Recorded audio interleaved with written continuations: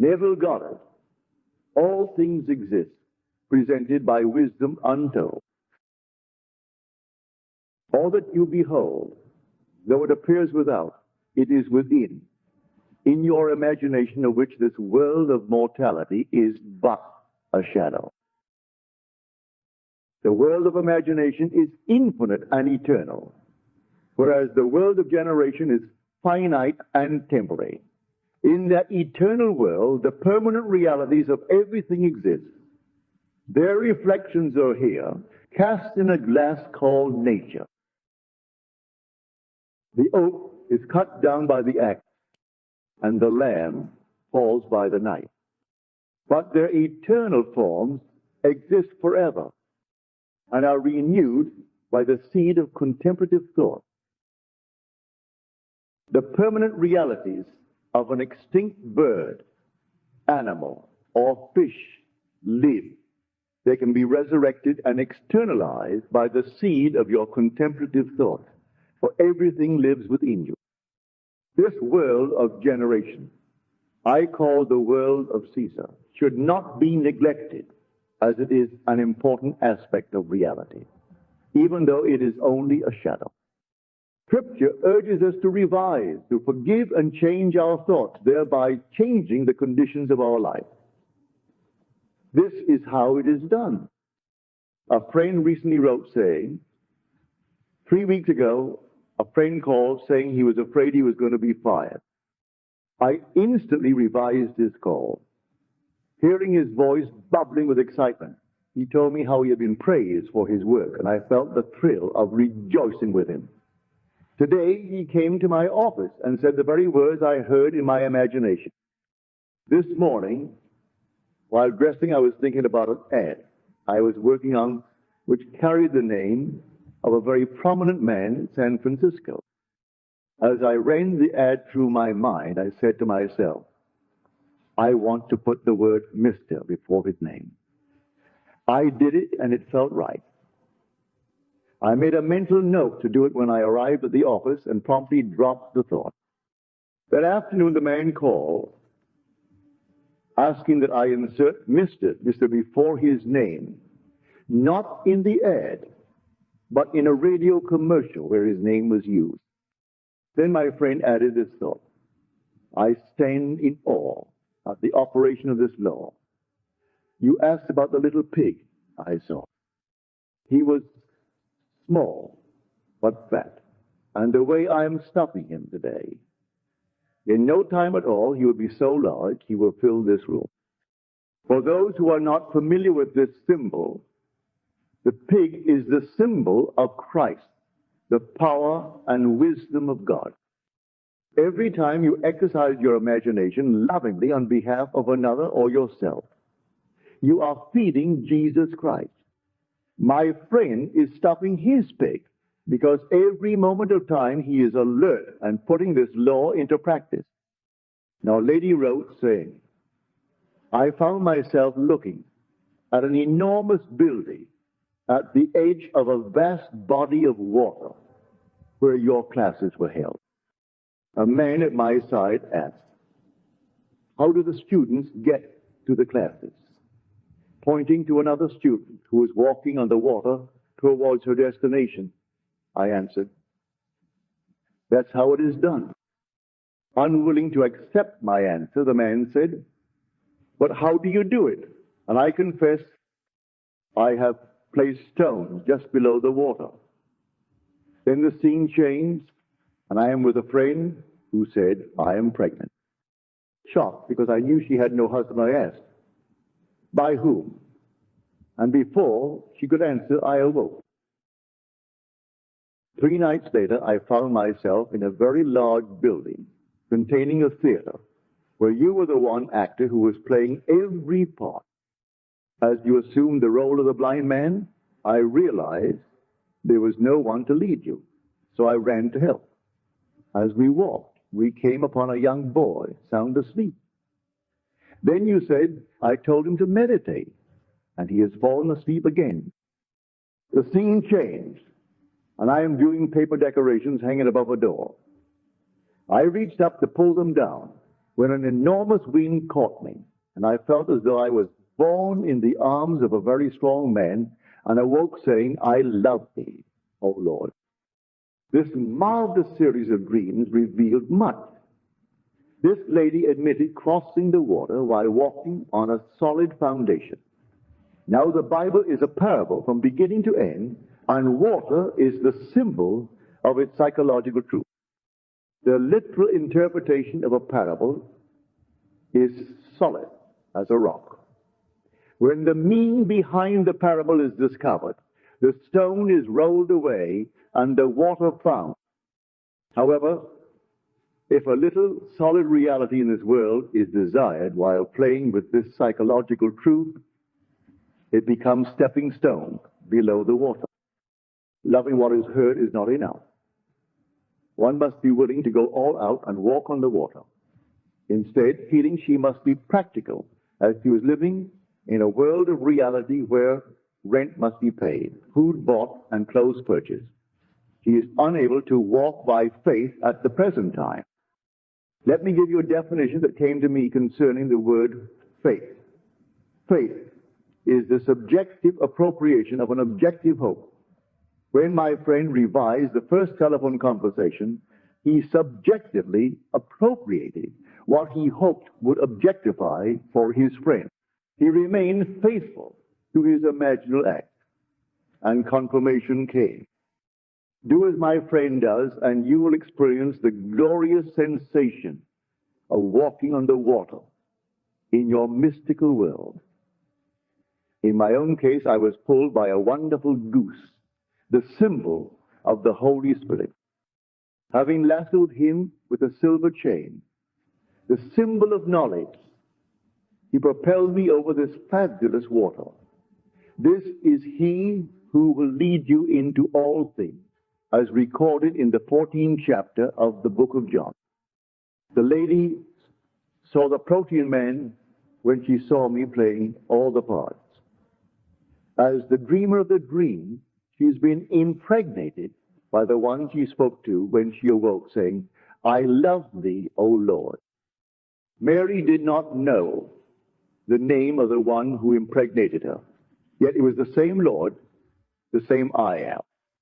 In this lady's dream, she was so brutally honest with herself when the man insisted that she tell him how she crossed the water. She could have said she walked on the water. Instead, she told him exactly how it was done, thereby admitting to herself that she has not gone all out and lived by the law, but has a little anchor on the side in the event it doesn't work. In Barbados, we have a saying, I have a hind claw, meaning there is some money tucked away in the bank, a little income from the family, or something I can fall back on just in case. We have these beach crabs on the island that are almost impossible to catch. Running at top speed, the crab can run right over a precipice and disappear. If you followed him, you would break your neck in the fall, but the crab has a hind claw that stops his fall. He grabs the earth just below the surface, and there the crab can pause and get his breath before climbing back and entering the race again. I urge you not to have a hind claw. Be for me or against me, but be one way or the other. Now, I want to share an experience of a lady who wrote saying, about a year ago, I was deeply concerned for my mother. While lying on my bed, I began to imagine her face radiantly happy and hear her tell me she had never known such happiness before. As I listened, I heard my name whispered softly 3 times. Startled, I raised myself off the pillow to see you standing in midair. Dressed in a gray suit, you smiled, raised your arms, and removed the eyes from your head. Then you came over and calling me brother, you pressed them into my eyes. Bending your head, I watched it grow transparent and enormous inside. Then I saw that every living thing in the universe was there. You straightened up And as you did, your head returned to its normal size. Again, raising your right hand, you took off the top of your head and handed it to me, where I saw the greenest of green grass growing there. And you vanished. Yes. I called this lady brother advisedly, for regardless of the sex worn here, we are immortal brothers, all of us. So I say, go to my brothers and say to them, I have ascended unto my God and your God, unto my Father and your Father. It was over a year ago when I placed my eyes into her socket and gave her sight. Now she has become the incurrent eyewitness. In her vision, she saw a long table, a man dressed in the white robe of a judge, carrying a gavel in his hand, entered the room, looking directly at her. The gavel hit the table and he said, I pronounce you the incurrent eyewitness. The word incurrent means giving passage to a current that flows inward. This lady is now so conditioned that I can reveal all things to her so that she can know the truth of the statement. All that you behold, though it appears without it, is within. In your imagination, of which this world of mortality is but a shadow. She saw that every living thing was contained in my immortal head. Destroy the garment I now wear or anything in my world, and I will reproduce it again. For my immortal head cannot be destroyed. Start now to practice what the Bible calls repentance, which is a radical change of attitude. No matter what it is, if it does not conform to your ideal change, it by subjectively appropriating your goal. Remain faithful to it, and no earthly power can keep you from attaining it. Throw all out and walk on the water. Don't be like Peter, whose understanding told him imagination didn't make sense, symbolized as his feet, or you will drown in the sea of illusion. Imagination, speaking to his faith, said, Peter, come. And as Peter walked, he looked down to see how this was possible and sank. My friend, who did not look down, walked on the water in the direction of his wish fulfilled. And it was. All of the Bible stories will be fulfilled, literally, on different levels of your being. You will experience them all because you are Jesus Christ. Blake tells us so beautifully. Desires and perceptions of man, untaught by anything but organs of sense, must be limited to objects of sense.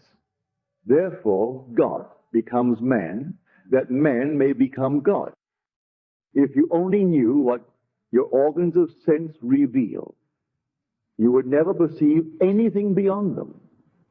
It would be horrible to remain an organ of sense and never transcend it.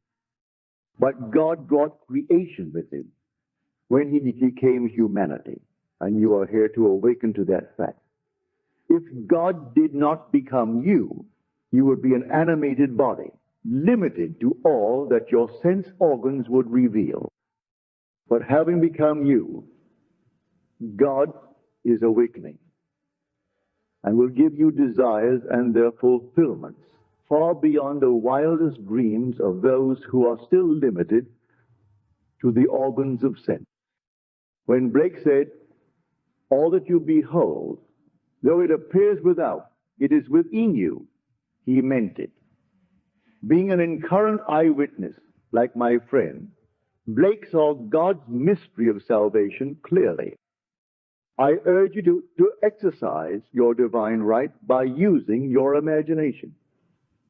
Be like my friend, who is now consciously feeding his pig. Every moment of time, you have the opportunity to feed your pig. When someone phones to tell of their misfortune, revise their words.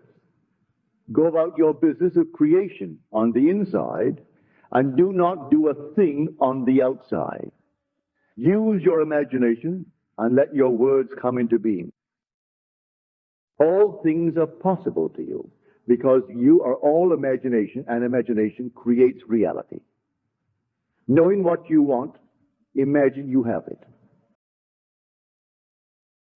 Knowing what you want to be, imagine you are it. Subjectively, appropriate your objective hope, and you have assumed a virtue you did not have. Ask no one to help, and do not feel below the water for something to fall back on if imagination doesn't work.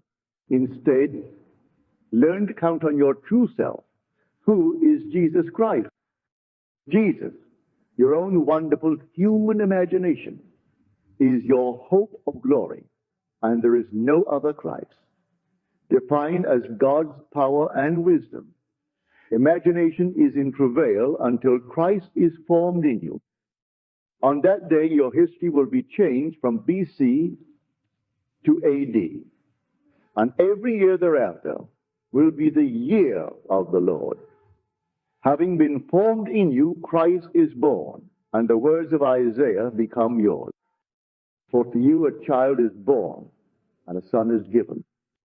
The government shall then be upon your shoulders, and you will be the wonderful Counselor, mighty God, everlasting Father, Prince of Peace.